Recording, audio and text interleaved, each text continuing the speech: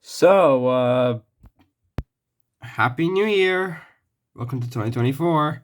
As you can see, I uploaded Steamboat Willie, the short, might as well. And, yeah. You probably know why I've been out so long. The exams, Christmas, having to do lots of things. But I'm here and I'm recording a video. What video? A top 14 video. Yeah, regardless of what the community tab says, it's not actually top 15. It's top 14. Because, I wasn't able to watch 15 movies of 2023 this year. So all I can do is 14, so that's the best I'm going to do for you. So for the first time ever, no one's ever done this before. Actually, I don't think so. Top 14 instead of top 15, not top 10, top 14. There's no honorable mentions, no extra spots that I just remember, nothing. Just a normal, not normal, top 14 reviews. So without further ado, let's get to the top 14 movies of this year that I've seen. So, oh yeah, and if you're wondering, this is my new stress thing. Probably showed it to you in the Christmas present video, which you can see right here. So without further ado, let's get to the review list. So number 14 is Elemental, and I'm actually going to save my thoughts of why this is at the bottom. Of course, I'll give you a basic idea. I think that the film is not bad. Far from it. I think it's an okay movie, but that doesn't mean it's far from being mostly positive, because there are some things and in this movie that I like and I don't like. But with the things I like, the animation and the score are fantastic and excellent, being a Pixar film. The characters are fine. And what else do I think this movie was good? Well, there are a few good jokes in the movie, and there are a couple of moments that do capture the magic of Pixar.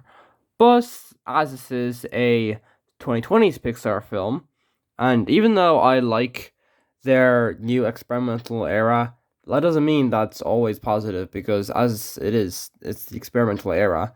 So there's gonna likely be some slip-ups like here. But with this movie, there are a couple slip-ups. Like, there is an unending amount of plot holes that make no sense. There is very little coherency with the message about racism, and the world building and the message are just confused in general. And the movie never stops making puns, but elements. Never, for the entirety of the film.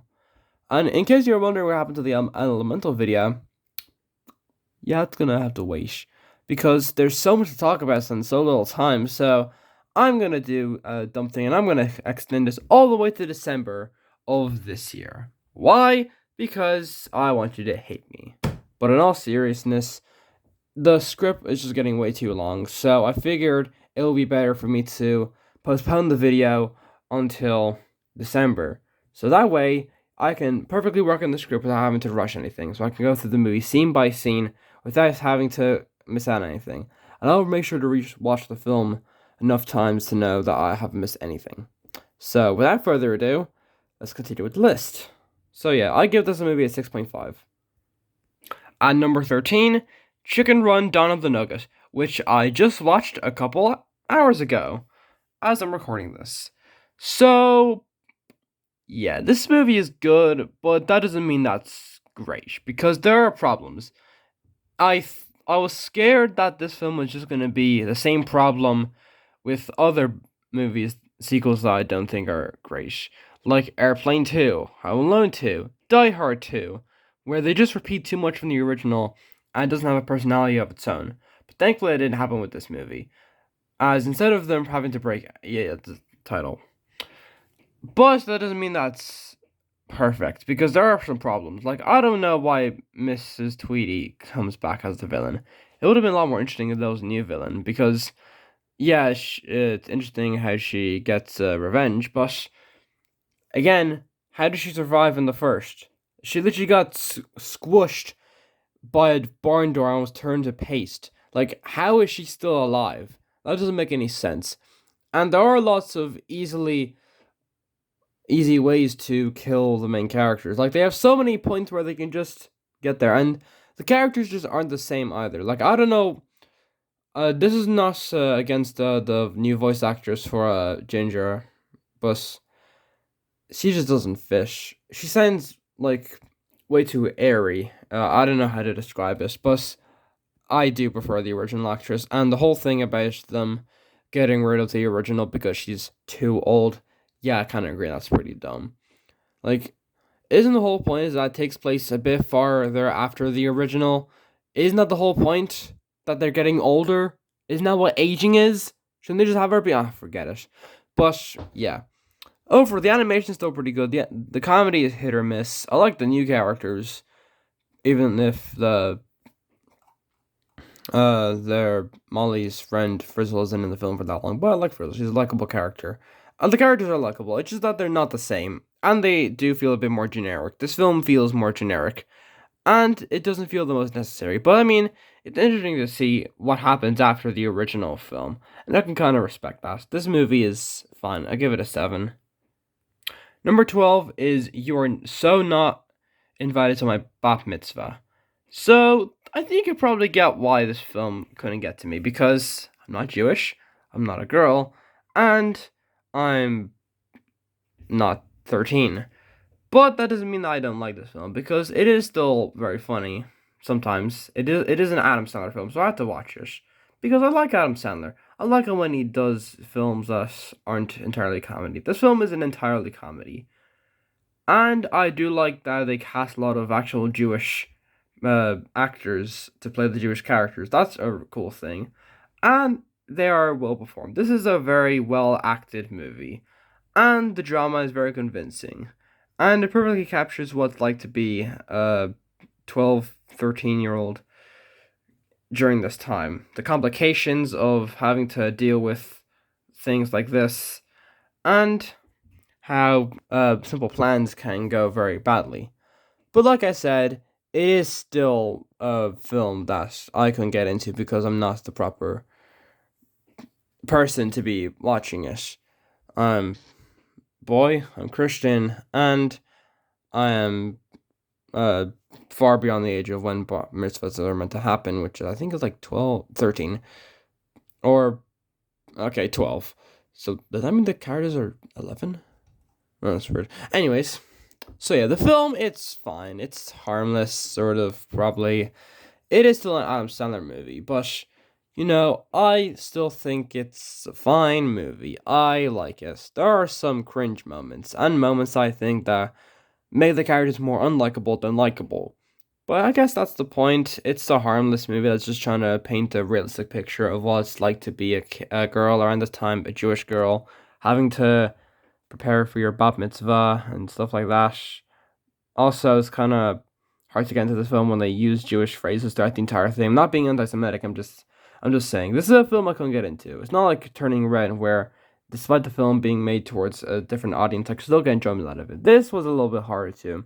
I'm sure people with a Jewish background and a girl would probably prefer more, but like I said, I don't think it's a bad film. Far from it. I think it's a very well made film, just not one I could get into. And for a scene change, number 11, Finding Michael. This is a very weird film for me to watch. I watched the movie Everest a couple days before this. By the way, brilliant movie. And I thought that this could be an interesting documentary. And I watched this, and guess what? They didn't find Michael. What a shock. Spoilers. So they don't end up finding Michael. And I was a bit disappointed in that, because this documentary about finding this guy's brother is kind of dumb. Not bad, but, just kind of a disappointment that they made this 100-minute documentary and they don't do anything. They just go around, they find clues, but they don't find him. But what I do appreciate is that instead of them just leaving and doing all for nothing, they find another family who lost their family member to Everest. And they decide to find that person instead, and they do, and they give them back to him so they can give him a proper funeral. And I think that's really nice. It's really heartfelt. This is a fine movie. It's whatever. It's one of the only documentaries I've ever seen because, again, documentaries, they're not really my thing. But if this film has a bit of a pacing problem, when they do go to Everest, it just feels kind of slow and there's no, like, real tension or anything. But, like I said, I've never seen documentaries, so it's kind of weird watching a film that isn't uh, a movie. It's a documentary. They're different. Or they are movies. I don't know. It's fine. If you like it, fine, sure. I don't really care. It's just a whatever, fine, good 7 out of 10 movie. But you know what isn't a 7 out of 10 movie? Movie number 10, Five Nights at Freddy's. I watched this in the cinemas because I have no self-respect. Actually, no. I watched it with someone else and I watched it with a friend and he likes FNAF a lot. And I decided to go with him, my brother, and his brother. And we all decided that it was a very good movie. But negative reviews, yikes. There are things I don't like how they just always explain things through bad exposition. Like, they always have the answer to everything. They just explain everything. And I noticed a thing that the main character talks about his brother way too much. Like, always tells us the story to different people. Like, yeah, he's got to explain it, but, like, just explain it once and then get it over. Just, you don't have to go through the story every single time. It's just so annoying. It happens way too much. And the acting is whatever. It's not bad, but it's not particularly good either. The characters just feel bored, and the characters aren't really interesting. What is great about this movie, though, are the animatronics, the music, the sets, and the horror. I think this movie works with jump scares very well, if they're done well. You see, jump scares only work if they're built up and have a good payoff. The jump scares that I and a lot of other people hate are ones that just come out of nowhere, like, they just come out of completely nowhere. And there's lots of this in this film, and I don't like that. But the jump scares that do work are very well built up, and they do give a good payoff. So I'll give this movie that. There are good things. The music, the sets, the animatronics, they're very impressive. Some jump scares, and the performance of Shaggy in this movie is really good. But like I said, it's just a good movie. Nothing great, just good. At number 9 is the Super Mario Bros. Movie. I like this movie. I don't love it though, because there are problems. Like, I don't know why this movie is 92 minutes long. It should have been 2 hours, or at best, an hour and 50 minutes, because it feels very rushed, and they couldn't fit every single thing in. From the advertisement, it looked like the film was going to be a lot longer, but it was only 92 minutes, and that really surprised me.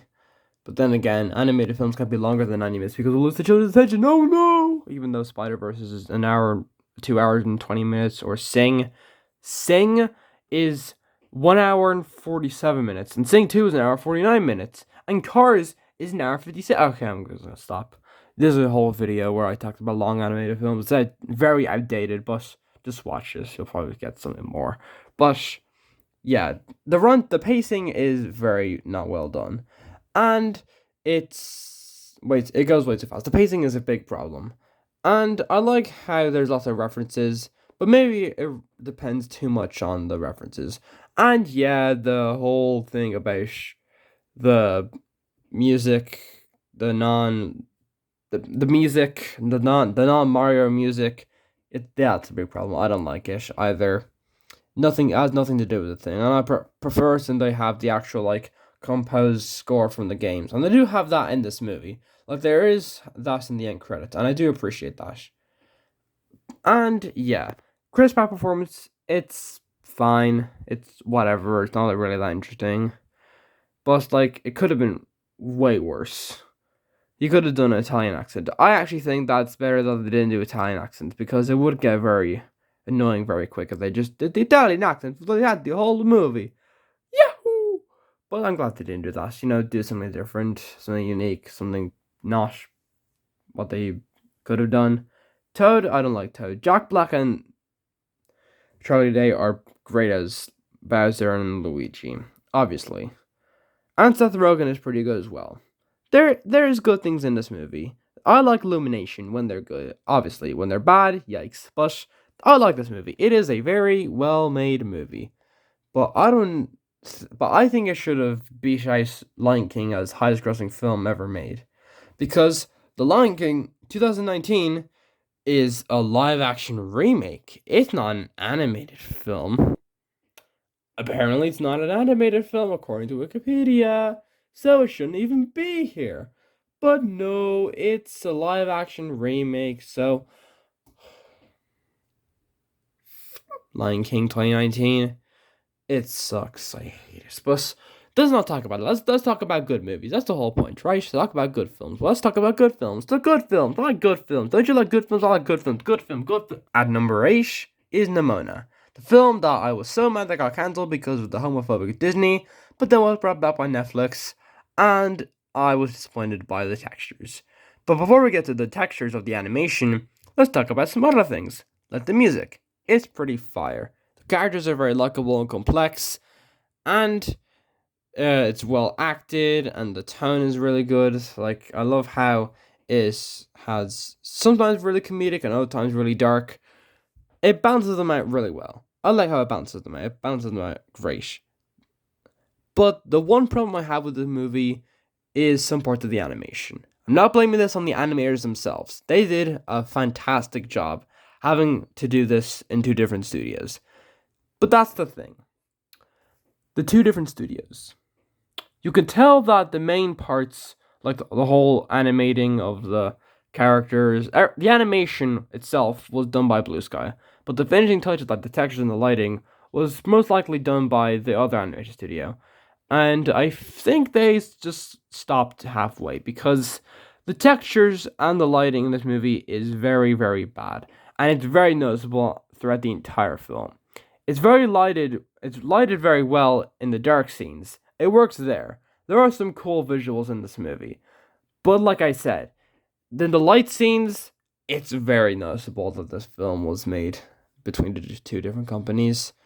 It's more noticeable if it becomes less of a problem once you know about the movie's production history. Very notorious. But honestly, it's just, I don't like it. I'm not blaming the animators themselves. I'm just blaming myself because I'm a jackass. But yeah, it just, I don't think that lighting and the textures are very good in the day. In the night, they're very good. But I think that it's a very well done film. I love it. It's fun. And I think you should watch it too. Anyways, next film. Number 7 is the documentary about Elemental. Good chemistry. Get it? Because element pun. Deal with it. So, yeah, Elemental. It's a very... I already talked about how Elemental is my least favorite film of the year. But that didn't mean I hated it. I thought Elemental was okay. It's a decent film. But the documentary, on the other hand, it's so much better. Probably because it actually explains very well about why the film is the way it is. All the different details and how it was very based on... A lot of it was based on the main director's life. Peter Sohn got a bad reputation for directing The Good Dinosaur, but thankfully he revitalized it by directing this. And it was a lot more mixed.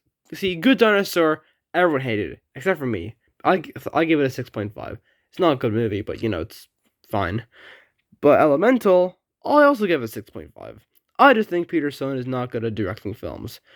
I'm joking, obviously. He's very talented, especially with Elemental. The emotional scenes in that film are very well done, and it's evident that it's more the writer's fault rather than Peter Sohn. The direction of the film is very expert, and he's most to thank for this, because he based a lot of the film on his real life. And I took down notes, and when I look at the film and look at the notes, yeah, they are very accurate to his life. So I would have preferred if the movie was like, not Elements and actually an autobiography about his life, but you can't do everything. So, congrats. It's a very great documentary. I love it. The movie itself, but the documentary, on the other hand, well done. I was actually able to keep my attention instead of dozing off and spoiling myself about if they found Michael or not when watching Finding Michael. I spoiled myself for that because I'm a dumbass, and I spoiled everything for myself for Breaking Bad, most of the deaths. So, apes. And number 6, it's Murder Mystery 2. I know what you're thinking. Rich, really? This Murder Mystery 2? It's an Adam Sandler film. It should be way at the bottom of the list. It's Adam Sandler. He's never funny.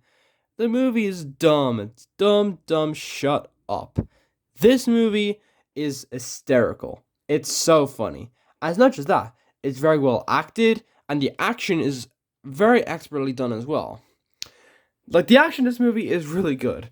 It's funny, and it's well choreographed as well. But maybe sometimes the plot resembles the first a bit too much. Again, this is another sequel where it's a bit too similar. Also, Paris. Like, always Paris. What is it with sequels to movies always taking place in Paris? Or London? One of the two. Take place in a different part. Maybe Poland. Maybe Croatia. Maybe Vienna. Or anywhere else in Europe. How about Dublin? Dublin's free. You guys can take Dublin, right? Go to Dublin, not Paris. Too many sequels take place in Paris or London. Too many. But yeah. There's just, you can't do anything creative in that place anymore. Because it's overdone all the time. They literally also had the exact same final battle on the Eiffel Tower in Rush Hour 3. The exact same one. Identical. They're not even hiding anymore. Movies in Europe movies that take place in Europe have to take place somewhere else in Europe, not these two cities all the time. But that's my biggest complaint, and also the music just fine, and the cinematography. But the choreographed action, the acting, the comedy, it's all very well done. I love this movie. It's such a great film. Who cares if the characters are stupid? Who cares if it's dumb? It's Adam Sandler. Sometimes that dumbness can be really good, like with Grown Ups. I'm the only person that likes Grown Ups, and my family. And then sometimes it can just be really dumb, like in 8 Crazy Nights. But it's Adam Sandler. He's very mixed, unless it's a dramatic performance. Have you seen the trailer to Spaceman? Oh my god, it's great. But yeah, I enjoy this film. Maybe I don't want to always be compelled by deep, compelling stories. Maybe I just want to turn my brain off and have fun with a movie. I'm allowed to do that, right? Please. Anyways, watch this movie. It's very good. Also watch the first one. It's also very good as well. Number 5, it's Western Spaghetti. It's Western Spaghetti. What can I even say? SMG4 knows how to make an emotional, great film. It's evident that this is a very serious film. You think it's going to be some fun, Western action, but nope, it's not. It's incredibly dark and very mean, and also psychologically demeaning. I love this film. It's such a great film. The character arcs, the characters themselves, the action, the animation, the music. Oh, it's so good. But I wouldn't go as far as say that's a masterpiece. Now let's not get ahead of ourselves now. This is still an SMG4 film, and they're great, but I wouldn't call them masterpieces now because, like I said, this film is just great. I still have a problem with the fact that it can go on for a bit too long, and it goes way too dark with some parts, like way too dark. But that's not really that much of a problem. I love this movie. Go check it out. And also go check out the rest of SMG channel. I can't just show people an SMG4 video because they're not allowed to explain all the lore and stuff.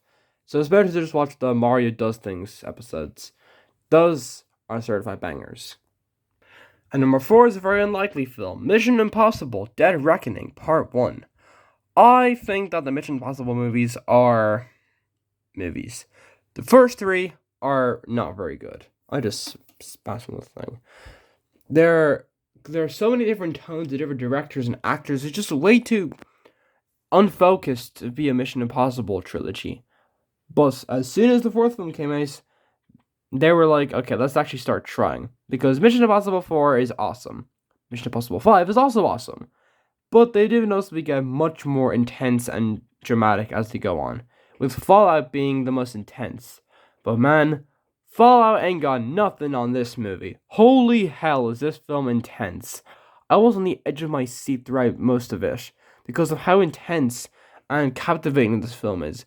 There's so many moments where I thought the characters were going to die, and the character does die. Like, they actually went as far as doing that, unless they bring them back to the 8th film, which they probably will, but, this film is awesome. I love it. It's the first 9 out of 10.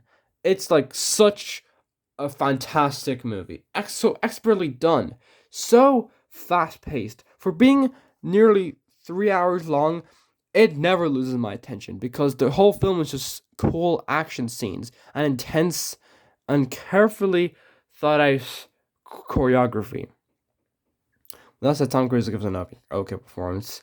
As with the other Mission Impossible films, except for 3, Tom Cruise is just kind of and he doesn't drag down the film a lot. It's just, I wasn't really compelled by his performance, unlike other films like Collateral, where he gives an underrated performance. Seriously, no Academy Award for him, huh? No? Okay. But yeah, this film is awesome. Go check it out and go check out the other couple. Just don't watch the first 3. That's my only recommendation. If you want to watch Mission Impossible movies, watch the 4th one and go further. Or just, if you really want to know what the first 3 are, watch a review.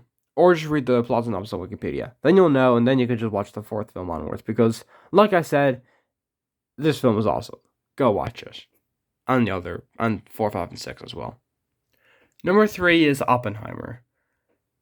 Oh boy. I was not expecting.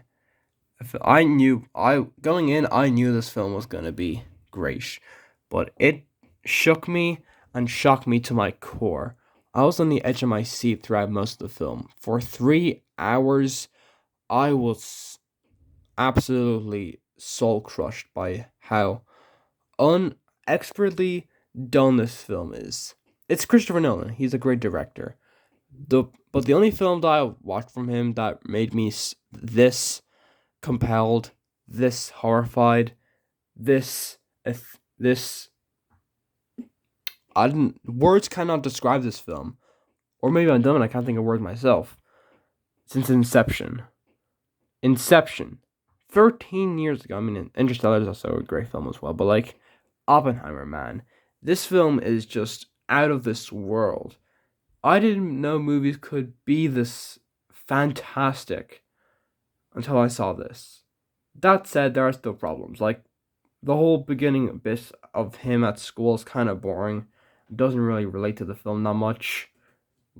I mean, one of the characters does come back later, but like, it's not really that much. And like I said, it is 3 hours long, so some parts do feel those 3 hours, but it does go by very fast, especially in the whole court case scene. Which, oh my god, one thing, the music. Oh my god, the music. This is one of the best scores I've heard of any movie ever. Every track is good. There are no bad tracks in this whole movie. This movie doesn't win Best Original Score at the Oscars. I'm boycotting life. I don't know how that works. There's probably a name for that. Someone that starts with an S and ends with an E. A guy called Adolf Hitler did it. But again, watch this movie. We'll just watch it. It's such a brilliant, well done, perfectly realized, and absolutely horrifying film that everyone needs to see. Number 2 is Tetris, a film that no one thought about, and yes, I watched it somehow, and I thought it was brilliant. Like, when we heard that there was a Tetris movie coming out, we all expected it was just going to be a dumb, like, sci-fi film about falling blocks from the sky and people having to try and stop it. But no one expected this film was going to be about the making of Tetris. Well, not the making, the copyright battle that went on back in the 80s. If you don't know, or if you do, I'm just going to say it again. My favorite video on YouTube is The Story of Tetris by Gaming Historian. It's such a brilliantly made documentary, and this is basically like a sort of film version of that. With that said, there are a couple little things that they get wrong, but like, it is a biography film. Like, the whole car chase thing, that's complete bullcrap. But that doesn't change the fact that I adore this film. It's so expertly done and like thrilling, and you feel every intense emotion when watching this film. It's very well performed. They really get some actors really accurate to the real people. Like it's sometimes very scary. Like the guy who plays Robert Max, I think it's Robert. Yeah, Robert Maxwell. He really gets him way too accurately. Like he look directly like him. That's probably next to some makeup, but like still, absolutely amazing. This movie is amazing. I love it. It's go watch it. It's such a fantastic film. And if you know me, you probably know which film is gonna be at number one. It's Spider-Verse. Like, it's not even close. It's Spider-Verse. Oh my god. This film. This masterpiece. I was expecting this movie to be great. To be fantastic. A 9 out of 10 like the first. But oh my god. To say that this film shook me to my core is an understatement. If you thought the first film was dark, this film cranked the dark dial from like a 2 or 3 to a 10.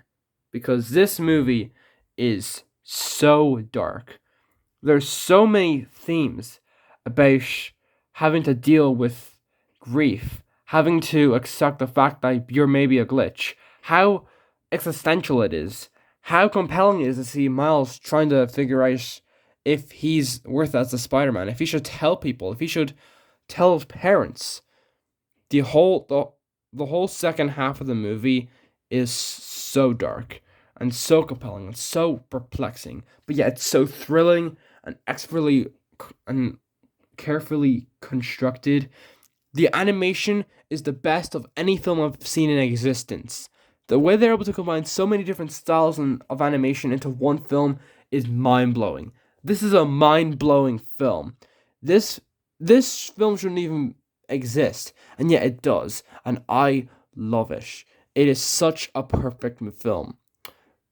That said, it is kind of disappointing how the whole beginning 20 minutes, it is kind of go on for a while. Like, yeah, we gotta see what Gwen Stacy's life is, but maybe it could have been trimmed down just a bit. But that's literally my only problem. I don't care if this film ends on a cliffhanger, because the film itself is magnificent. It needs to be seen by everyone. Animation fans, casual people, people who think that animation is for kids and could not be a proper medium of film, who people still call it a genre of film. Watch this. And the first one, but watch this, because this film shows that animation is for everyone. This film has swearing, it is violence, it is dark, brutal. Not like graphic violence, because it's still a PG rating. Still, a PG rating goes very far. This film earned its PG rating. It's 140 minutes, and it doesn't feel any of those. I just wanted to go on forever. I mean, yeah, it does kind of end on a cliffhanger, but like, what can you expect?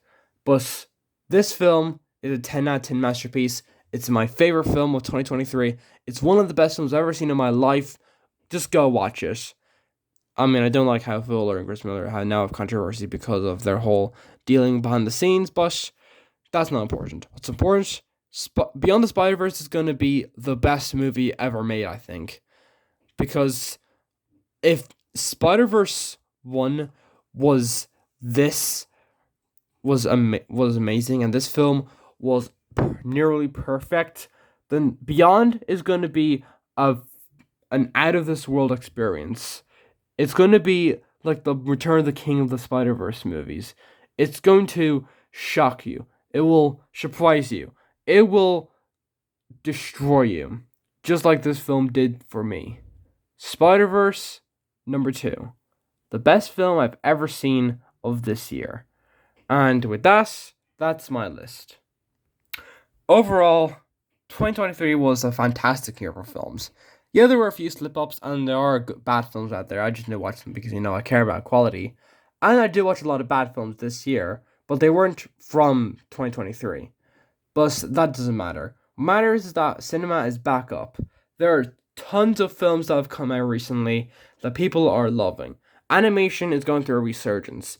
Disney's finally getting their ass bitten with Mickey Mouse going to the public domain.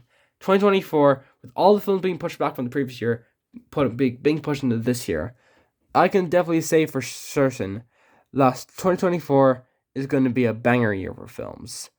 If Spider-Verse comes out, hopefully. If it doesn't, then I won't be mad, because again, writer strikes, they need to be paid. Writers and actors need to be paid, obviously. So yeah, I hope you enjoyed this top 14 review. The sum I went on for 35 minutes. What the hell? I just have a lot to talk about when it comes to films. I haven't made a video this long since the Disney video from October. And I haven't made a video like this since the 14th of December, so basically last year. But I'll be damned, I miss doing this. So, again, hopefully I can follow the schedule. If I can, then screw you, because I can do whatever I want, because I run this channel. So, make sure you like and subscribe. By the way, thank you for 250 subscribers. I'm on 252 now. So consider this a 250 subscriber special. Actually, no. Don't consider it, because I have another video on the 17th that will be the 250 subscriber special. See you guys for that.